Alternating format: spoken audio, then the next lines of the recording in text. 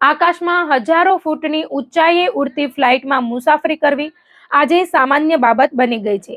પરંતુ અનુભવી ફ્લાઇટ એટેન્ડન્ટ્સનું કહેવું છે કે મોટાભાગની મુસાફરીની મુશ્કેલીઓ હવામાન, ટેકનિકલ ખામી કે એરલાઇનની ભૂલને કારણે નહીં, પરંતુ મુસાફરો દ્વારા કરવામાં આવતી સામાન્ય ભૂલોને કારણે સર્જાય છે. 20 વર્ષથી વધુ સમય સુધી વિવિધ દેશોની ફ્લાઇટ્સમાં સેવા આપનારા એક પૂર્વ ફ્લાઇટ એટેન્ડન્ટે તાજેતરમાં એવી 12 મોટી ભૂલો વિશે ચેતવણી આપે છે જે દર વર્ષે હજારો મુસાફરોને આર્થિક નુકસાન, માનસિક તણાવ અને ક્યારેક તો સંપૂર્ણ મુસાફરી બગડી જવા સુધીની સ્થિતિમાં મૂકી દે છે. તેમના જણાવ્યા અનુસાર એરપોર્ટ અને એરલાઇનની આખી સિસ્ટમ મુસાફરોને વારંવાર ચેતવણી આપવા માટે નહીં, પરંતુ લાખો લોકોને ઝડપથી અને કાર્યક્ષમ રીતે હેન્ડલ કરવા માટે ડિઝાઇન કરવામાં આવી છે. પરિણામે જો મુસાફર કોઈ ભૂલ કરે તો તેની કિંમત આખરે તેને જ ચૂકવવી પડે છે. આ યાદીમાં સૌથી પહેલા આવે છે કેરી ઓન બેગના નિયમોને લઈને થતી ગેરસમજ. ઘણા લોકો માને છે કે એક એરલાઇનમાં માન્ય હોય તે બેગ દરેક એરલાઇનમાં માન્ય રહેશે, પરંતુ હકીકત અલગ છે.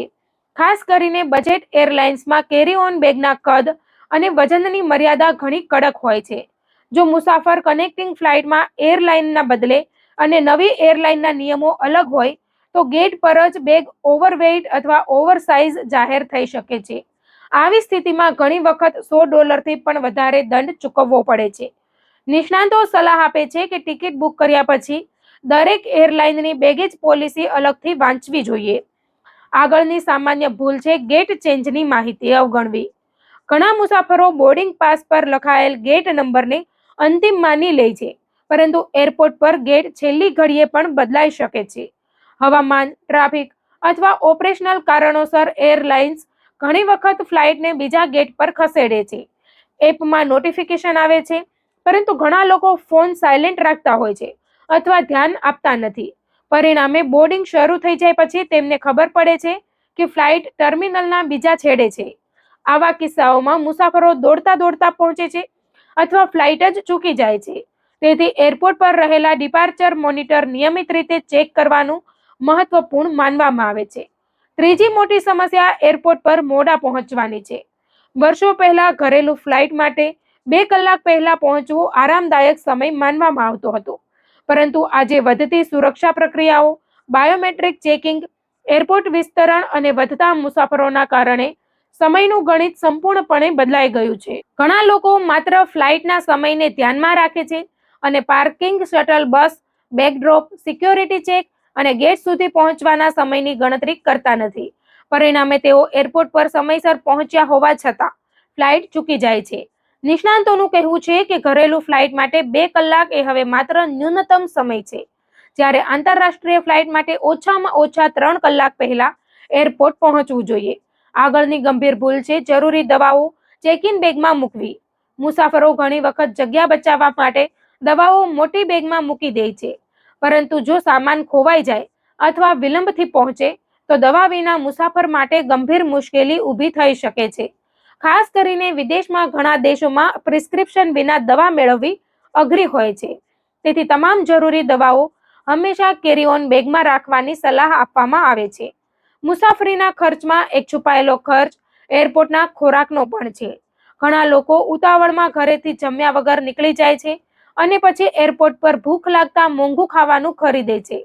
એરપોર્ટ પર એક સામાન્ય સેન્ડવિચ કે કોફી પણ બહારના બજાર કરતાં 2 કે 3 ગણી મોંઘી પડી શકે છે.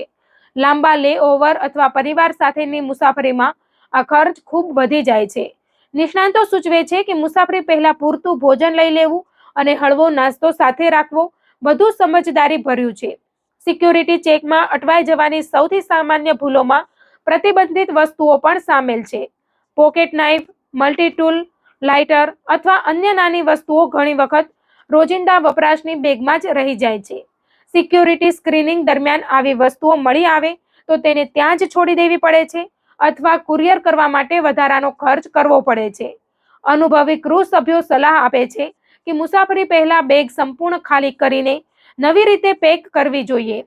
ઘણા નિયમિત મુસાફરો TSA પ્રી-ચેક અથવા ક્લિયર જેવી ઝડપી સુરક્ષા સેવાઓ પર પણ વધુ ભરોસો રાખે છે. તેઓ માની લે છે કે તેમનું સભ્યપદ હજી સક્રિય હશે, પરંતુ ઘણી વખત સભ્યપદની મુદત પૂરી થઈ ગઈ હોય છે અથવા સિસ્ટમમાં યોગ્ય રીતે લિંક ન થયું હોય. પરિણામે મુસાફરોને સામાન્ય લાંબી લાઇનમાં ઊભા રહેવું પડે છે. આ સમસ્યાથી બચવા માટે ફ્લાઇટ પહેલા સ્ટેટસ ચકાસી લેવાની સલાહ આપવામાં આવે છે. શરીર પર ઊંચાઈની અસરને અવગણવી પણ મોટી ભૂલ માનવામાં આવે છે. ફ્લાઇટ દરમિયાન કેબિનનું દબાણ અને સૂકી હવા શરીર પર અસર કરે છે. કાનમાં દબાણ, માથાનો દુખાવો, પગમાં સોજો અને ડિહાઇડ્રેશન જેવી સમસ્યાઓ સામાન્ય છે. ખાસ કરીને લાંબી ફ્લાઇટમાં પાણી ઓછું પીવું અથવા સતત એક જ સ્થિતિમાં બેસી રહેવું મુશ્કેલી વધારી શકે છે. નિષ્ણાતો ફ્લાઇટ પહેલા અને દરમિયાન પૂરતું પાણી પીવાની તથા નિયમિત ચાલવાની સલાહ આપે છે. ટ્રાવેલ ઇન્સ્યોરન્સ અંગેની ગેરસમજ પણ સામાન્ય છે. ઘણા મુસાફરો માને છે કે ઇન્સ્યોરન્સ ખરીદી લીધા પછી દરેક સમસ્યા કવર થઈ જશે, પરંતુ પોલિસીમાં અનેક મર્યાદાઓ અને અપવાદો હોય છે. કેટલીક પોલિસીઓ જૂની બીમારીઓને કવર કરતી નથી અને ઘણી વખત મેડિકલ ખર્ચ પહેલા પોતાની તરફથી ચૂકવવો પડે છે. તેથી પોલિસી ખરીદતા પહેલા તેની તમામ શરતો વાંચવી અત્યંત જરૂરી ગણાય છે. ડિજિટલ યુગમાં સાયબર સુરક્ષા પણ મુસાફરીનો મહત્વપૂર્ણ ભાગ બની ગઈ છે. એરપોર્ટ પર જાહેર USB ચાર્જિંગ સ્ટેશનનો ઉપયોગ કરવો જોખમી માનવામાં આવે છે. સાયબર સુરક્ષા નિષ્ણાંતો લાંબા સમયથી જ્યુસ ચેકિંગ સામે ચેતવણી આપી રહ્યા છે, જેમાં ડેટા ચોરી અથવા મેલવેર ઇન્સ્ટોલ થવાનું જોખમ રહેલું હોય છે.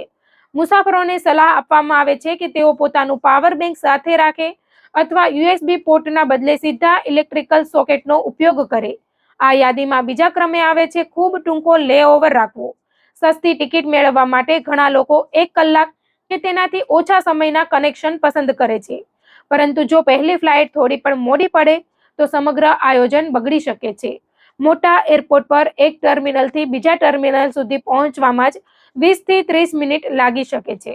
આંતરરાષ્ટ્રીય મુસાફરીમાં તો પાસપોર્ટ ચેક અને સુરક્ષા પ્રક્રિયા વધારાનો સમય લે છે. નિષ્ણાંતો ઘરેલું ફ્લાઇટ માટે ઓછામાં ઓછા 90 મિનિટ અને આંતરરાષ્ટ્રીય ફ્લાઇટ માટે 2.5 થી 3 કલાકનો લેઓવર રાખવાની ભલામણ કરે છે. અને આખરે સૌથી મહત્વપૂર્ણ અને ગંભીર ભૂલ છે ફ્લાઇટની શરૂઆતમાં આપવામાં આવતી સુરક્ષા સૂચનાઓને અવગણવી. ઘણા નિયમિત મુસાફરો સુરક્ષા ડેમોન્સ્ટ્રેશન શરૂ થતાં જ મોબાઈલમાં વ્યસ્ત થઈ જાય છે અથવા તેને અવગણે છે. પરંતુ દરેક વિમાનનું લેઆઉટ અલગ હોઈ શકે છે. ઇમરજન્સી એક્ઝિટ ક્યાં છે, ઓક્સિજન માસ્ક કેવી રીતે વાપરવું, લાઈફ વેસ્ટ ક્યાં છે અને કટોકટીમાં શું કરવું તે માહિતી જીવન બચાવી શકે છે. નિષ્ણાંતો જણાવે છે કે કટોકટીની સ્થિતિમાં લોકો ગભરાઈ જાય છે અને તે સમયે અગાઉ સાંભળેલી સૂચનાઓ જ સૌથી વધુ મદદરૂપ બને છે. તેથી ગમે તેટલી વખત મુસાફરી કરી હોય, દરેક ફ્લાઇટમાં સુરક્ષા સૂચનાઓ ધ્યાનપૂર્વક સાંભળવી જોઈએ અને પોતાના નજીકના ઇમરજન્સી એક્ઝિટનું સ્થાન યાદ રાખવું જોઈએ. કુલ મળીને અનુભવી ફ્લાઇટ એટેન્ડન્ટનું કહેવું છે કે સફળ મુસાફરી માત્ર ટિકિટ ખરીદવાથી પૂર્ણ થતી નથી. યોગ્ય તૈયારી, નિયમોની સમજ, સમયનું આયોજન અને નાની લાગતી બાબતો પર ધ્યાન આપવાથી જ મુસાફરી સરળ અને સુરક્ષિત બની શકે છે. કારણ કે એરપોર્ટની દુનિયામાં ઘણી વખત એક નાની ભૂલ હજારો રૂપિયાનું નુકસાન, કલાકોનો વિલંબ અથવા આખી ટ્રીપ બગાડી શકે છે. તેથી આગામી વખત જ્યારે તમે એરપોર્ટ તરફ રવાના થાઓ ત્યારે આ 12 ભૂલોને યાદ રાખશો તો તમારી મુસાફરી વધુ સુરક્ષિત, આરામદાયક અને તણાવ મુક્ત બની શકે છે.